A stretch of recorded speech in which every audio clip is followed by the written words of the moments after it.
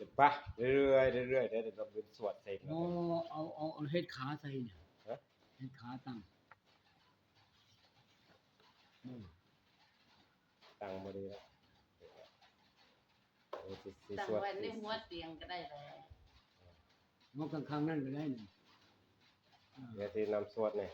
สวดแล้วก็เสกแล้วไป กลาง สวด คืนก็นอนอยู่นี่บ่ สวดเพื่อยืนยันไปแม้แต่รูปชื่อน อนในบ้านบ่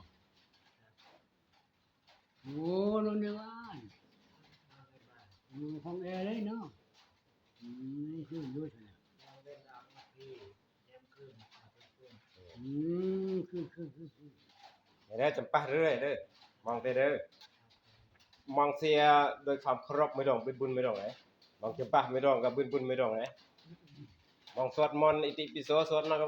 นะโมตัสสะนะสวดอันนั้นก็แล้วแต่สวดบุญไม่ต้องเป็นบุญไม่ต้องทุกอย่างที่มาให้เกี่ยวข้องในพระพุทธเจ้านะต้องแอร์เด้อบุญแล้วไปต้องแอนบุญกลึงกันกันซะเลยในเวลาไม่เสียเนี่ยเสียรูปร่างของพระพุทธรูปของพระพุทธเจ้าก็เสียเอาแต่มัดลองกินมัดมันยังมัดอ่อนเพ้อนำให้ร่างเพ้อมือเจ้าสิ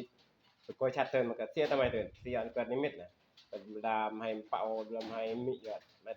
กึดเพื่อไอ้เพื่อเอาพื้นนะเสียดุไอ้ที่ก่อนนิมิตติดแต่หนึ่งก็น้องให้หนึ่งประคอมให้อะไรนั่นทำให้เสียนั่นดูวัดไม้ได้ยังไงก็กี่อ่างยังมาโทษบื้นเลยเสียอันบื้นเลยเสียอันชัดเด้อเสียคือพอเสียมองเสียเราวิธีเพ่งแบบไอ้กระสินนะสมาธินะไม้เสียแล้วเพ่งแล้วเสียว่าอ๋อไอ้เบิ่งนั่นนี่ว่าไม้ก็เย็นหมัดก็สิเกิดรูปแต่กวนนึงหมัดมาให้เบี้ยมันเนาะ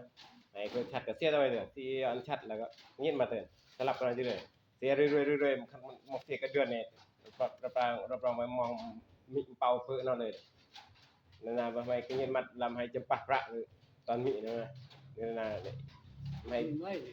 รูปร่างเราตลอดเวลาเลย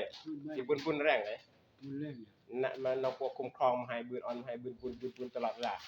อันก็พระเจ้าก็ตลอดเวลาเนี่ยบุญไอ้สิก็ตลอดปานายพระออยสิเพิ่นก็ได้เริ่มมองกันนึงหน่อยเด้อเสียประจำประจำชีวิตบุญประจำเลยอาตมานำก่อนจัวเราจำปะลาจำปะเนี่ย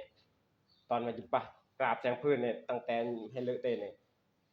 ให้เพิ่นมัดมาตลอดเวลากราบกับจำปะได้เนาะแล้วบางคนกราบไปจำปะบ่ได้พร้อมจิตนาแต่มาพร้อมให้ต้องกลัวนึงเนาตลอดเวลาชีวิตบุญนั่นแหละเด้อ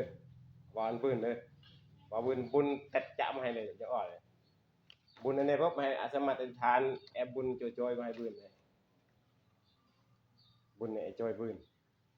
แม้ก็เรื่องมวยเนี่ยจำดงขึ้นหลอกเราเนี่ยเราเปิดเจดีย์เราก็อธิษฐาน เฮ้ยเข้าไว้หายไหมกินเขาก็ได้สบายนี่ บุญไหนแต่ให้ต้องเว้าอย่างอะเลยเด้มันเว้าแก่นั้นเราสิปรารถนาหน่อยเราต้องเว้าบุญเอาในสพร้อมเลยแล้วก็บุญค่อยปรารถนาอย่าให้จะปักจนยึดมัดเป่าเพิ่ตลอดเวลา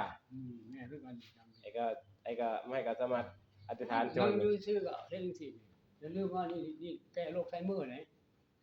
นี่แก้โรคไซเมอร์นี่